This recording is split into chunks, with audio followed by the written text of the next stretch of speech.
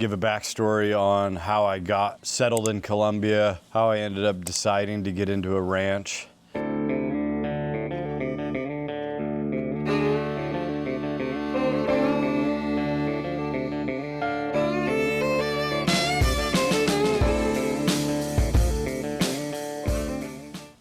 All right, my name's Dave Sherman. I'm out at San Felipe Ranch. It's been about 2 years since I did that group of 3 videos. Some things happened with my companies back in the city that really required my full attention, and it's easy to just kind of push it off. So when I was coming out here, like once or twice a month, but just to get work done, didn't have desire to do videos along it.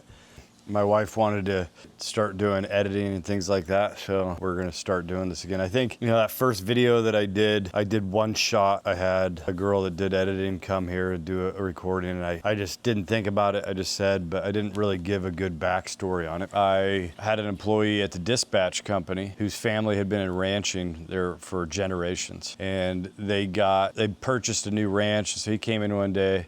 His name was David as well. He came in and said, "Hey boss, my family just bought a new ranch and we maxed out buying it. We have no money to stock it with animals. If you're interested in buying a group of animals, we could put them on our land and we'll split the gains with you 50-50. Well, animals will double in size. If you buy them at Levante, which is just after weaning, and take them through to Ceiba, which is like 350, 400. That's not finished, right? They have to go to another ranch, or you could finish them if you want, but that's not what they did. That's not what we do either. We just do Levante to Ceiba. They'll double in weight, so you buy them at like 200, 150 to 200, sell them at 350. They double in about 10 months to a year, and so it's a good business, And at this point, back then, banks didn't offer loans very easily, not even to Colombians, especially not to expats. And so I wanted to invest. I wanted to buy an apartment, but I couldn't. I didn't have enough, capital on hand. Apartments here at that time were like 150 to 350. Now they're much, much more. But so when I found this, I said, Dave, this is interesting. This is like a living, breathing commodities market. And there's a lot of gringos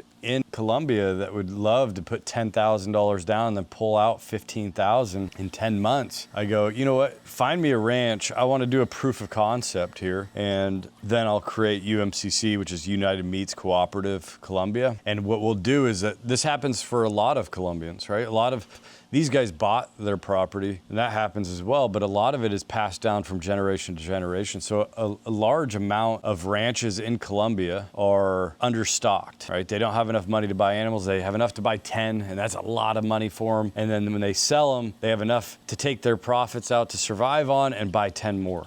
But their lands could hold 300, right? So there's a lot of wasted potential there. And in Colombia, again, so we're so close to the equator and there's so much rain. Colombia is the wettest country on the planet. So you see ranches in Montana or things like that where they have to pay to feed, and it's 60% of the profits go to the feed. Here it's all grass fed. All you have to do is maintain the grass. They say that you're a grass farmer basically. And so I told him, I said, "Hey Dave, find me a ranch, man. Let's see if I can get into this, and we'll do this thing." And so he came back like the very next day and said, "Hey, the guy who sold us our ranch has a ranch like a kilometer away that he's also trying to sell." And during this time, David was somebody close to me. I trusted. He was one of my the higher ups in that company. At that time, I think we only had 15 employees, but he was doing really good money, comparatively like 3x what most kids his age were making. So I thought he was down to ride, make it right. So he tells me this is the stock rate of this farm. So I'm doing all the calculations on that stock rate. And I think this happens to a lot of us where when we really want something, we bury our head in the sand to the reality. We only hear what we want to hear, right? So should I have done more research? Should I have seen that the stock rates weren't realistic? Absolutely. Did I do research that kind of pointed towards that? Yeah, and I ignored it. Okay, he was talking about doing mob grazing, so I thought that all of that, I think they're called zyclos.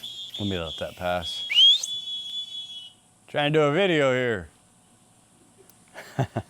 But I should have done more research. I should have listened, but everything happens for a reason. I'm glad I did it. But anyways, got into the negotiation with the guy who wanted 1.8 billion Colombian pesos. That came out to something like $550,000 at the time. And so I started talking to people being like, "Hey, look at this returns on this. This is amazing. Let's do it." One of my best friends from out here at that time, and I'd been here for 5 years, was interested. He ran a software company, made pretty good money. And so he was interested. A buddy of mine from back home that I went to high school with, one of my best friends from back home, was interested. He had, 150,000 laying around he didn't know what to do with. And my little brother was interested. We were looking at the returns based upon that stock rate. The returns looked amazing. So my little brother had bought in a house in Utah that he was living in, and it had appreciated like crazy. This was 2021. And so and the rates were low. So he got a second mortgage on it. Fucking stupid, right?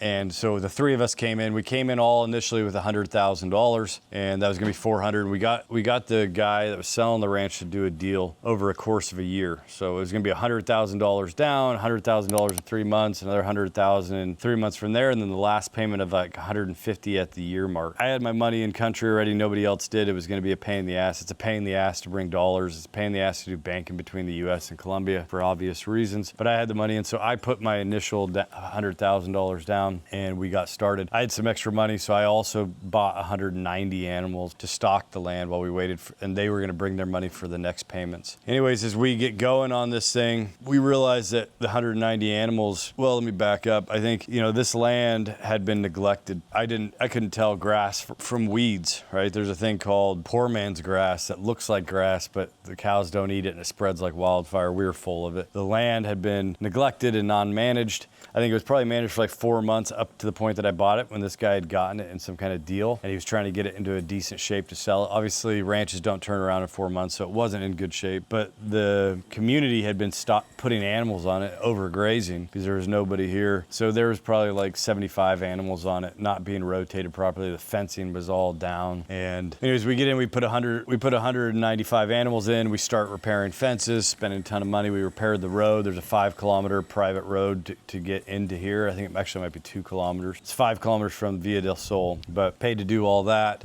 And then about 5-6 months in, our lead cowboy takes us aside and says, hey, we're overstocked. We're ruining the land. What do you mean we're overstocked? We have 195 animals. I was being told on the sale part from David that we could get 600 animals. He goes, no. I'm like, well, how many animals can we do? He goes, 50. Like, we're fucked at 50, dude. So I kind of pushed him off. I didn't want to get rid of him, so I continued to damage the land for a little bit. At this point, Drew's company, who's the partner in Colombia, one of my best friends from Colombia, is starting to feel like this isn't a good deal. He wants to get out. Just changed his mind, right? I tell him, well, Drew, like, you want to get out? That's great. Tell me how that's going to happen, right? Ranches don't sell easily. We're pot committed here, man. He didn't want to hear it. Over a course of a couple more months, that turned into him putting the blame on me because it was my idea, which it was my idea, and I take that fault. I also say, if you're going to invest, do your own research, right? And tell me I'm wrong, but I think his head was buried in the sand as much as mine. He's got some fault in this. Obviously, I've got the bulk of it. But anyways, he starts getting upset.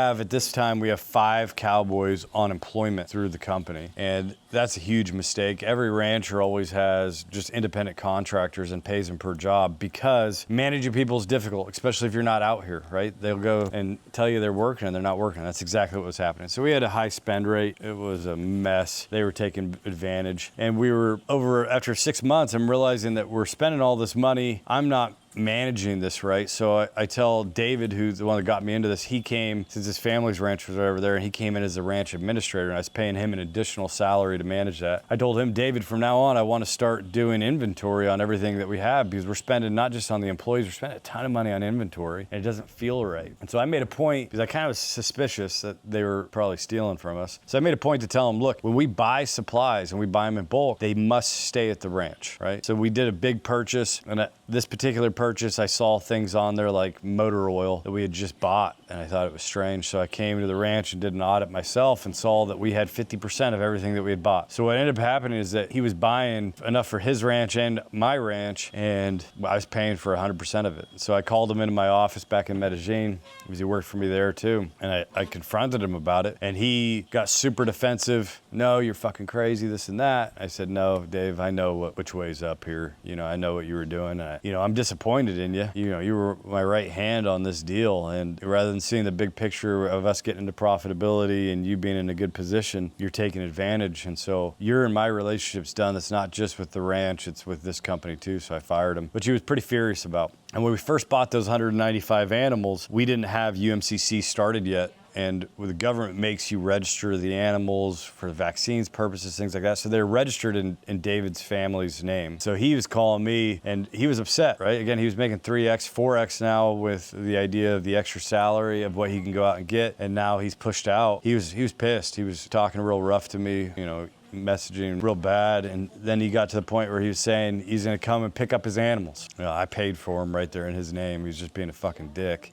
So I'm not there all the time. He very well could do that. But I figured that if he's going to pick him up, he's going to take him to his dad's ranch. So I said, you know, ranch owner, let me reach out to his dad and explain what his son's doing and get somebody who's reasonable. And I said, you know, I just want to reach out to you because your son is kind of getting a little bit worked up, and he's saying he's going to take our animals, and I imagine they'll come to your ranch. So I wanted you to know before there's an issue, and maybe you could talk to him. And I also want to tell you my reasoning behind why I did it. And so I told him everything that happened, and I was expecting his dad to say, I'm sorry that happened, Dave. Let me talk to my son. I'll cool him down. We're good. Well, hotheads running the family. He freaked the fuck out. Texted me, how dare you say that about my son? There will be retribution for this. You know, just went off the wire as much as David, if not more. And I'm like, oh fuck, I just made this thing way worse, dude. And so when we got here, there was a worker's house and a corral that had no posts left on it. And this house here that we're sitting in wasn't here. I built this thing. We started building it like a month after being here. And it was supposed to take 3 months, ended up taking 9 months. It was supposed to be 50 million pesos, cost 390. So 50 million pesos is supposed to be like 12,000 in my head. Ended up costing like 90,000. So stupid. But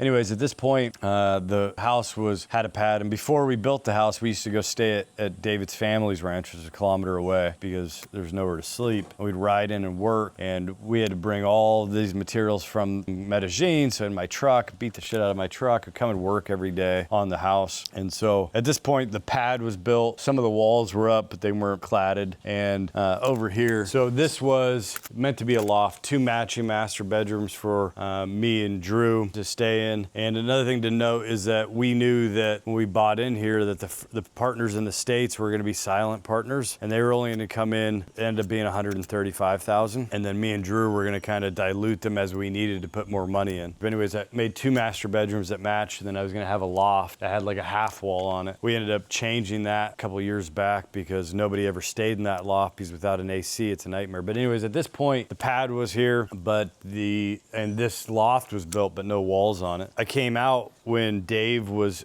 talking crazy, and I'm like, oh, I gotta be here. So I came out and I put my tent up on there, and I had bought, and not because of this, but I just bought it looked like an assault rifle, but here guns are illegal. So it was just a Traumatico, and it shot like a shotgun shell that has a big rubber bullet in it. And so it happened to just have gotten it and was up here, or just setting it up. It was at night. And as I'm just finishing setting it up, just loaded it, fucking Dave comes, and the pool wasn't here, comes with a black horse and steps off the pad, super furious. And I think in order to tell this story properly, you kind of need to know a backstory. And so again, when we got here, there was a bunch of animals from the community, and we gave them all 30 days after we bought it to take the time to move their animals off. As we were coming due on that, a lot of them reached out to us and asked us if we wanted to buy their animals, which we did. And there was one particular group of about 15 animals, and we'd walk them over to Dave's place because he had a scale, and we were weighing them. And this guy comes up, and he's the local leader of the paramilitary in the area. And he tells me, I want you to know you're safe here, that you're never going to have to pay a vacuna, or anyone who bothers you, I want you to come talk to me. And a vacuna is like what you'd have to pay to either there's two sides of like the Colombian Civil War that happened. It was over at this point, right? They made peace with the FARC and the ELN. But there's the guerrilla, which is the left movement, and then there's the paramilitary, which is the right response to that left movement. The paramilitary is an armed group that's meant to protect, landowners and businesses from the ELN and the FARC. And so he was the local leader of the paramilitary, and he said, if anybody bothers you, I want you to come talk to me, which was pretty cool. I don't know if it's pretty cool, but it made me feel better. But then he comes back like 10 minutes later, and we're weighing the cattle. It's right at their house. There's like the cowboys, their wives, and their kids kind of running around. And he comes up to me and says, hey, I heard you were looking for a gun. And guns here have a minimum prison sentence of like 15 years. And so it was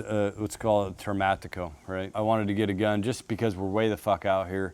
If something bad was to happen, I would probably let them kidnap me, but if they were gonna do something crazy, like come and try to rape my girlfriend or something, I think I'd go out shooting. So he says, he pulls this thing out. It's a mini Beretta. finca and Termatico, and he hands it to me, and he like kind of shoves it at me. He goes, check it out. And so I look at it, and I notice the serial numbers are ground down. I hand it back to him. Okay, well, I'll think about it. He goes, no. He like pushes it back to me. He goes, signal, shoot it up. And I'm like, oh, like looking around, there's all these kids. I'm like, I'm not gonna shoot it. And he like takes it from me and like shoves me off and pulls it up in the air and just starts bah, bah, bah, bah. I'm like, okay. Like, fucking, I'll buy it. And I was like, I'm gonna buy it because I just want to get the gun away from this guy. Obviously, if he wanted to do anything, it would have been bad, but he wasn't being aggressive. It was just super fucking sketchy. So I bought the gun, the Termatico, and I stored it over at Dave's finca until my house was gonna be built. And I stored it in a Nike fanny pack. And so that night when Dave comes here, comes up out of the dark, and as he steps off, he's screaming. He's mad that I told his dad he's a thief. He's not a thief. He gave his life for this ranch, yada, yada, yada, this and that. He's furious, right? And I noticed that he's wearing my fanny pack. So I'm like, God damn it, fucking Dave. And I cock my rifle, and he's like, what are you gonna do? You're gonna fuck. I didn't point it at him. I kept the nose down. I just wanted to be ready. If he was gonna reach for his fanny pack, I was gonna fucking light that motherfucker up with rubber bullets. It would have been a fucking nightmare, dude. But anyways, he didn't reach for it. He's like, what are you gonna do, shoot me? I'm like, no, I'm not gonna fucking shoot you, but you're wearing my fanny pack, Dave. And he goes, I'm not gonna hurt you. And he takes off the fanny pack and he holds it out like this. I told you I'd never hurt you. I'm never gonna hurt you. He's just like screaming at me, right? So anyways, we say what we had to say back and forth. It's super heated. He then goes to leave, and his horse had ran off, and it's nighttime, right? And so he just walks off, and I'm like, fuck, that was intense. Funny thing about that is, like, the rest of the night, you see a fucking flashlight rolling through the field. He was looking for his horse. But anyways, that was a pretty heated situation for us. I'd say a year or two. You know, having a ranch that close that are locals hating you is a scary thing. He told his dad I pointed the rifle at him, which I didn't, you know what I mean? But it luckily didn't boil over. I never got, say, sequestered or anything like that. And since then, I don't stay mad at anybody. I thought about, you know, the way that I let him go, or the way I fired him, and this, that, and the other. Understanding he's a younger guy, I reached out to him and apologized, and I meant it sincerely, you know what I mean? So we're good now. We're not friends or anything, but I think there's no bad blood. But anyways, that happens. At the same time, I lose my lawyer. We had a falling out, and then at the same time, Drew is starting to freak out on me. Like, he's upset he's in. He wants us to sell the ranch, which we agreed at first to try to sell, and we all knew we were gonna take a pretty sizable loss on the sale because we built the house and this, that, and the other. Again, me and Drew had agreed we were gonna need a third partner to make that final ranch payment, right? The other guys didn't have any more money. And Drew would always say, don't worry about it, Dave. I don't think we wanna do it. I think what we'll do is you and I could just throw in more money, make that final payment, and we'll be okay. We'll just dilute the shares of the other two partners. So that's kind of what we were going off of. We were going off also that we were going to split the cost of the house. And so at that time, Drew was having a hard time getting his money in the country. So I built the house, and the house is completed at this point. And so I wasn't sure how to bring it up. He wasn't mentioning, okay, he got his money in. He wasn't mentioning about paying it back. So I came to him and said, hey, the house is done. We need to look at settling up. And he goes, how much was it? Well, like I said, I thought that the house was gonna cost about $50 million, about $12,000. When I'm retarded because I built it out of wood. I wanted to have a raised platform house, but I built it out of wood in a tropical region. So stupid, I should have done concrete and cinder block. Wood is harder to come by. You had to ship it all from Medellín. It's expensive. Raw materials in Colombia are as expensive as in the state, right? It's the labor that's cheaper. So it ended up not being $50 million. It was like 380, 390, about not 12,000, but like 80 or 90,000. And so when I brought him that, and I don't know what was happening, I think obviously we were realizing that we kind of got duped, that we weren't really paying attention, that the returns aren't going to be where it was. So it's all these things compounding that made Drew kind of lose his marbles. And rather than losing his marbles and teaming up and saying, hey, we're in a tough spot, we need to figure out what to do, he started pointing the finger at me that I'm the problem, it's not the project, I'm the problem. So our friendship deteriorated. We got to a point where we'd have like semi-regular quarterly meetings with all the investors, where one time in the thing, you know what, I know how you can get me out of the project. We fight, and first one that gets knocked out gets the other share. Like, it got fucking ugly. And then every year at tax year, it was just, he was picking at things about the accountant saying this, doing that, and I said, well, you have access to our accountant, go talk to our accountant, but he made it my problem. It was just a pain in the ass. And so he's completely hating me at the same time that the final land payment's coming due, and it's $150,000. I don't fucking have $150,000 laying around. So what I do, I just came out here one weekend by myself and fucking ordered 20 cattle trucks, loaded all the cattle up, sold all the cattle. And luckily that was like exactly the amount we needed for the final land payment. And so that was a year in exactly. Got the land completely paid off, so at least that pressure's off. At this point, the ranch is costing like $5,500 a month to operate, which I'm shouldering 100%. And so it's a little bit stressful, but I'm still in it. I still enjoy it. It's for the lifestyle. You know, I get to come out here and get away from my business, get away from the city, do a dude ranch every other weekend in somewhere that I own I really liked. So anyways, another year or two go by. We put the land for sale. And I think Drew was kind of upset because we had said we were willing to sell the land. And then me, my brother, and my buddy back home were like, but we're already in. You know what I mean? We're going to take a loss right now, or are we going to give up so quick? Or are we going to try to see this thing through? And so we then came back to him and said, hey, Drew, actually, we decided we don't want to sell right now. I think that's really what tipped him over the edge. He felt like you went back on what you said you were going to do. You know, long story short, after another year of that, we decided to put it up for sale. At that point, Petro had come into the office, and Petro was an ex-FARC combatant, right? So he's far left. He was talking about land redistribution. He pushed really hard in something that had already been happening since the peace deal, which is land, I think maybe reclamation. Because during the Civil War, bad shit happened, right? Armed groups came in. They needed to support their troops. This is a nice place to stay, so kick people off their farm. And so all these things that are happening and making this not a good market to buy in at that current time. So we weren't able to sell it. It just kept being like, I enjoy the ranch. I'm spending all this money, but I still enjoy the ranch. But what I don't enjoy is having to deal with a partner who's super upset all the time, right? So at this point, we were in 135,000 a piece. I was in something more like 275 because of the animals, the house build, the 5,500 per month. I mean, and I'm somebody who's ignorant, and I try not to look too deep at things that are going to stress me out. So I don't even really know exactly how much I'm in, but at this point, at least, I'm in a lot. But anyways, I reached out to him and gave him a buyout offer, thinking he wasn't going to take it. I offered him $110,000, so that would have been a $25,000 loss for him. And let me back up. I think right when the Dave thing happened and the Drew thing's happening, I lost my lawyer, who helped us get into this project and understood the way that we did the books on it. I mean, it was just all kind of chaos. The walls were crumbling in. At the same time, one day, and I wasn't here for this, but my cowboy sent me a video, like a personnel truck came in full of military, and they notified the cowboys, and they were with a guy who claimed that in 1990, he had gotten pushed off of like his ranch overlapped a piece of ours. So it wasn't the whole thing. We don't know how many hectares or how many acres or where, but supposedly we're in a process for the reclamation, which would be fine if we knew exactly where it was, but we don't. And it's still open to this day, and you still don't know anything what's going on. So anyways, I reached out to Drew, said, look, you're upset. I feel bad because I got us into this. Let me buy you out. I'll give you 110. You're going to take a loss. We would have taken a loss if we sold, but we're not going to be able to sell, but I want to give you a life raft here. He didn't really see it like that. He was kind of whatever, but so he wanted 125, got him at 110. So I paid the 110, which again, stressed my finances. So I'm in now at that point, like $400,000 to this project. It's a fucking nightmare. I'm being taken advantage of by the guy who's managing it. The cowboys aren't really working. We're not making that level of progress. I'm just starting to kind of realize which way's up on the project. And that kind of brings us 2 years back. And now where are we at now? We hired like a new guy for 6 months that was a ranch administrator, went to college for, ranch management, getting our grass in line, how to work the workers. And at this point, when he came in to live here. He made all the cowboys work. So we had a mass exodus. Every single cowboy quit, except for one guy who at this point had already left. But when he came, he was doing like extra stuff at the house, like building chicken coops and all these cool things. But he quit, and we tried to keep him. And I told Johan, who's my right hand at my main business and now is helping me with this after Dave fell out. I told him, man, we should have kept Eduardo. But anyways, every cowboy that we had at that period when we brought Braulio in, who was the ranch administrator, quit because all of a sudden they had to work. They were so used for 3 years not doing shit, just taking advantage of the gringo. They all quit, and we replaced them with a crew of independent contractors where we bid out jobs. So we want to do a full fumigation pass to get a handle on this weeds. We bill, $10,000, and it's expensive, right? He stayed, and then we kind of got to the point where we learned everything we had to learn. He was expensive, so we ended up parting ways with him. And then at that time, Eduardo came back around, and Eduardo's an honest guy,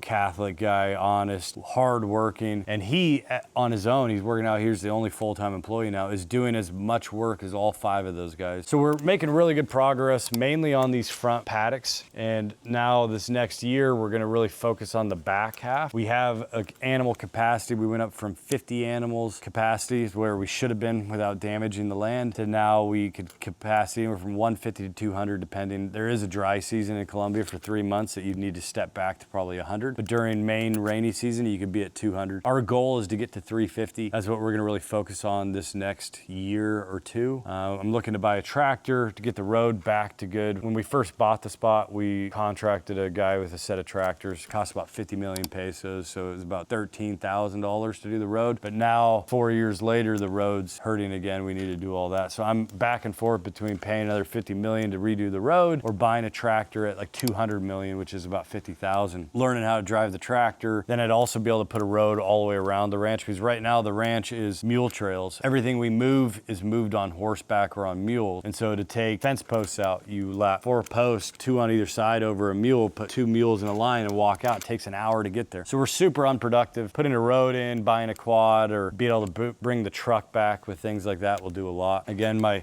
wife is getting good at, or wants to get into doing video editing. She thinks it'd be really cool to do the YouTube channel. So we're gonna start doing it again in order to, I don't know. I mean, I think it's just be good to have documented for our kids' sake. You know what I mean? But also potentially, we have an idea, UMCC. What UMCC was meant to be was, again, that living, breathing commodities market, beef direct. I don't think we'd be able to import to the States, but there's a 30,000 plus expat community in Medellín. Things like that is why we'll start doing it. So we'll start bringing you guys around. I don't know if it was really clear, all of this, but again, to give you some backstory on that. And also, I think I should mention kind of why the videos stopped. So I had gotten the company up to maybe 50 some odd employees. I had hired one of my ex-clients who, whenever I did the BPO for her company, we replaced her job. She got fired, but she was a really high-end operator, American, half Japanese, half American nationality. But I was always telling her, you should come out and visit Colombia. When she got fired and got a severance, I said, come out, come out and see it. So she came out. We were really good friends. She had been a client of mine for beyond the BPO as a broker for 3 or 4 years. We were good friends. So I told her to come out and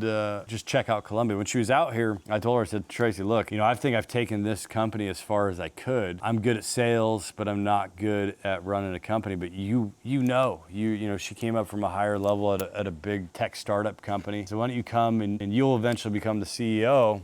And I want to step out. I want to go to the ranch, So she came in. I initially named her the CFO because I needed somebody to kind of look after the money. And then we hired another American guy named Mark, COO. And as we were going, then I just moved into sales. That's what I'm good at. I'm going to grow this thing, put fuel on the fire. You guys start managing the day-to-day operations. And a couple months went by. It was going really good. We were getting sales in. We were starting to grow. We had one big account that was like $90,000 a month, $25,000 a month in profit. And they were getting close, Mark and Tracy. And we had 2 floors of this building, and they were on the downstairs, I was on the upstairs, and I just started feeling like there was this disconnect, like there was this risk. And what ended up happening is that without my knowledge, they were talking to my biggest client and telling him, look, you want this done, and Dave's the reason this isn't happening. Because I've been doing this for so long, I know that you can't just say yes to every client what they want, because then, at least on the BPO side, because the Colombian culture doesn't work that way, you'll have everybody quit, and then the client's going to point at you and say, I knew you couldn't handle this, right? So I would say no to a lot of their requests, overtime or this, that, the other thing. And so they were telling the client, well, Dave's the problem, right? So the client backed them. They ended up creating a company, opening up an office like 4 doors down from mine. And I didn't find out until I'm driving out to the ranch. And luckily this kind of happened at this time where I was driving out to the ranch, and this was like a freight brokerage. So they had different teams. They had a really good structure that we helped them build, and we had it all staffed. And as I was driving out here, the lead on that team called me and said, boss, I'm worried. I'm seeing Colombians in the Slack channel, and they're not from our team. And so I reached out to them, they didn't answer. I'm reaching out to Tracy because I'm confiding in her, come to find out it was her company. So they hijacked that. It bankrupted us. This company owed us, a little over 100,000 at the time. Ruined my company. Okay, we ran out of SD card storage space, so changed my shirt. Check it out, JerichoRecycling.com. Okay, I wanted to finish the story about what happened with that company. So that company, which I don't think I'll name, was like a tech-based brokerage company. So we staff for everything, carrier sourcing, customer service, dispatch, all of that stuff we staff for them, about 22 people. I think it's something to mention that in Colombia, you have independent contractors and you have employees. Employees have a ton of rights and benefits. The government's on their side very heavily, much more than the US. It's illegal to have a contractor work like a set schedule or be treated like a subordinate. So at my main companies, everybody's on employment. Their base salary plus 45% for employer contributions, which is a lot. And you can't just say, hey, we can't use you anymore. You got to pay a severance based upon how long they've been there. And even then you get sued. So it's a sticky situation, right? So we had 22 or 23 employees with them. Again, I think our monthly bill rate was $90,000 and our profit on that as a company was $25,000 a month. So that's the company that they took them. They did it very sneakily, right? We were in contract negotiations. It was like the end of the first term of contract. And they kept saying they'll get back to me, this and that. We were coming to the end. Of course, you had to give the notification, but we had like kind of canceled that because we were in contract negotiations for the new year. We were hiring. They were growing rapidly because they were like, they had venture capital backing. I was driving out here with Steve, Johan, Santiago, and I think one other cat, like my core team of all my companies, just to kind of have a relaxing weekend. And I get a call from the team lead on that company's team. And they said, hey boss, I'm sorry to reach out to you, but I'm a little bit nervous. I'm seeing some Colombians in on this Slack channel and they're not with our team. And I was like, what the fuck? And I knew they were being hard on the negotiation. I'm like, no way they're going to another provider. I'm like panicked out, you know what I mean? My stomach hurts. I can't sleep that night. And at this point, I didn't have my freight brokerage. I had a company and then I got into dispatching, and dispatching was growing and it was a lot less stress and a lot less risk. I ended up selling my brokerage. So I didn't even have a brokerage. I went back to my original brokerage I worked for as like an independent agent and had a small book there, some like set contracts that were in place for years that only made like $8,000 a month. And I just never thought about it. I had started Jericho Freight, the brokerage side, like maybe 6 months prior to this whole catastrophe, just out of saying, you know, I want to eventually move off of the other company, which was First Star Logistics. I want to move off them and move back. And I'll do it slow. I'll get the credit up. I'll get the bank balance up, and then I'll make a transition. Maybe we could focus on this as an avenue for revenue. So it wasn't running at this time. But this, I was running the whole team for my client's company, right? I had all the personnel. So then we find out they're doing something shady. You know, again, I can't sleep that night. I'm kind of worried about what's going to happen. I'm confiding in Tracy because at this point I didn't know that she was the mastermind behind it. Talking to her about, you know, I'm reaching out to their CEO. He's not getting back to me. I'm like, I don't know what the fuck I'm going to do, you know? And so I was just brainstorming what I wanted to do. I'm like, you know what? I'm just going to lateral. I need to get back to work. If I'm losing this account, we're in the dirt. I know how to broker. That's how I know how to generate money. I know I could do it fast if I just focus on brokering. So I'm gonna just turn on Jericho Freight. I'm gonna go back, but I'm gonna do it different this time. I'm gonna create a tech-based company. It's gonna be AI, but it's like an operational team-backed TMS, transportation management software. Because as on the Staffbridge side, when I'm talking to CEOs, a lot of the companies we're staffing for are logistics companies. And as I'm talking to them, a lot of these big companies, and again, not just freight brokerages, companies in general, every company ships. They have a shipping arm. It's a byproduct of what they have to do to keep their supply chain going. And they put what they call logistics coordinators in-house on that. And then those logistics coordinators say have 5,000 shipments a month to worry about. They go to a network of brokers who go out to the market. And the market is very fragmented. There's like 2.5 million carriers out there. 75% of them are single owner operators. So think if you had to move 5,000 shipments in a month, how would you keep a hold on like your network of drivers? That's where brokers are coming to play. They hold down vast quantities of carriers and offer them out. As a logistics coordinator company, I would have 4 or 5, maybe even 10 logistics coordinators that all have a set of their own brokers that all go out, and that's how the system works right now. You know, what I pitch on Staffbridge is let me come in and instead of doing out in-house logistics coordinators, let me build a coordination team for you. And then this coordination team, instead of going out to brokers, we'll go out directly to the trucks. So we cut out the middleman of the need of a broker and saves them money, because there's multiple things that happen when you are running through a broker from a company standpoint. One, the broker charges 10% if he's honest. Sometimes they charge 20 or 30%. So you never know where market bottom is because you're just trusting these guys. I think the way to get around that is you have multiple brokers you work with, and they kind of are carnivorous, right? They'll eat each other, or that's how you do it. But there's a second thing that's catastrophic and really hard to avoid is there are brokers out there that offer kickbacks to the coordinators. So give me the business, don't make me bid, just give it to me at this set price. It'll be this much profit, and then I'll split that profit with you. And so that's a big problem. And so that's really solved by coming in with Staffbridge, and we build a team for them, right? So for them, they can't do that kickback. They go direct to the truck. It's a very thing, and we really focus on data. So what I came up with that night, I was like, you know what? I'm going to start Jericho, but I'm going to start it as a software software, because as I'm talking to these CEOs at these other companies, telling them about this, and I said, what are you guys currently doing for your freight? They're disorganized. They don't use a TMS. I think TMS is a transportation management system. They don't use a TMS, and I think the only people that use TMSs are brokers. And all of these companies were using like Google Drive, Google Sheets, and emails. So like the salesmen were reaching out via email to the coordinators were reaching out to the broker was reaching out to the dispatch was reaching out to the truck. And I just saw how we could just take that all out, bring some organization. Like they don't know what they paid per mile last year for this thing, or when the lane got hot, when's the best time to do production. And so I wanted to create a software, but then with that, you still have a market that is fragmented and controlled by individuals, right? Truck drivers, who are some of the most difficult, God bless them, but some of the most difficult people on the planet. They're independent souls. The reason they like driving a truck because they're their own boss, owner operator. They own the truck, they own the company, they drive the truck. So you won't tell them what to do and to do. So you need like babysitters, and software is not up to a speed. And one, if they got called by an AI, they smash their phone or throw it out the window. You need a team. And so that's why I thought build the software backed by team, feather in AI everywhere you can to maximize your team. But this effectively cuts out the need for brokers. We'd be able to track, we'd be able to pay through the system. You would know that everything would be based around transparency. I think I'll do another video about that. So anyways, I came up with this idea. I go, they're screwing us, we're just gonna lateral. It ended up being a lot worse than what I thought. The fuckery. Obviously, it was Tracy and Mark conspired behind my back with the client. The client funded them to go get their own office and supplies. And the last like 2 months of us operating with my company, everybody we interviewed through our HR team was then saying, when we gave them an offer, we're saying they already took another offer. What was happening is behind our back, they were going saying, hey, we're not going to be with this company very long, but we do want you. We just want you to come to the new company. So anyways, when I found out the other company, my original client, had owed us a ton of money. I was stuck. I had 22, 23 employees on that team. I talked to them, told them all what it was about, and they all were getting off to the side, like through a third party company, offer letters. And the offer letters were like my exact templates. The contracts, they ended up getting were my exact contracts.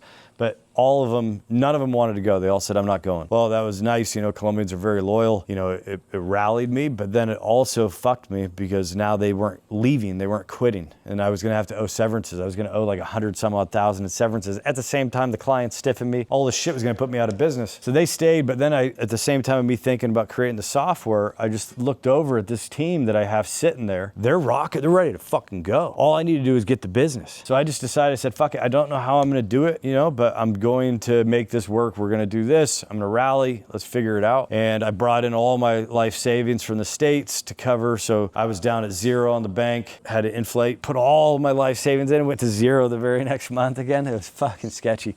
But what I did is I just kind of shut my office up and started calling. And I went from that 8,000 book to like 30,000 or 25 or 30,000 a month by the end of like middle of the next month. Did that. And then there was some people within that team that I didn't need in the operations, obviously, that I gave like an accelerated opportunity to, you know, because usually you get hired in as track and trace, go to carrier sales, potentially go into being a sales agent. I just gave them a crash course. And so every day for an hour, I was doing meetings with them, training them how to be brokers. So I sent out a team of like 6 guys to start calling. And then I had also my core team, some of the guys that I put into dispatch that had been on my previous brokerage that I just said, we need to light this fire, let's go. And so we lit it up and then barely like,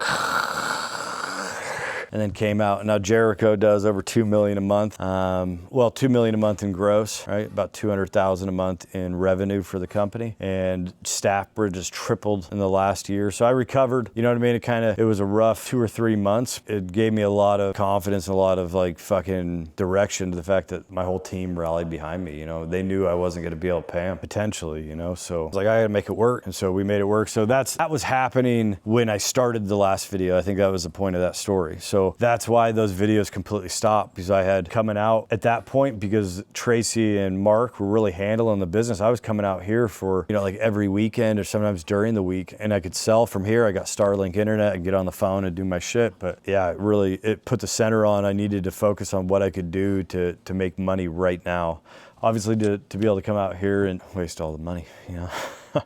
But that's the story. Like I said, hopefully I can keep the motivation to keep these videos going, and they won't be this long. They won't be me talking. It's just gonna be me out there fucking spending money on projects and busting my ass. Right on.